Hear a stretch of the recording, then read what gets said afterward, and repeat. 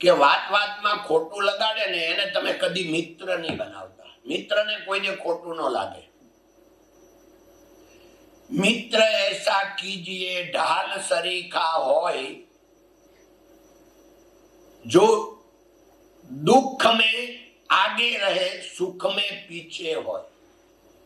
ઢાલ એટલે તમને ખબર છે ને, મહાભારતનું યુદ્ધ જોવો તો ખબર પડે. આમ બધા ઓલું વાહે બાંધ્યું હોય, એ પછી આમ રાખે એટલે તલવારું આવે, બંદૂક આવે, એ બધું ઝીલી લે. તીર આવતા હોય એને ઢાલ કહેવાય. એટલે મિત્ર એવા હોય ઢાલ જેવા.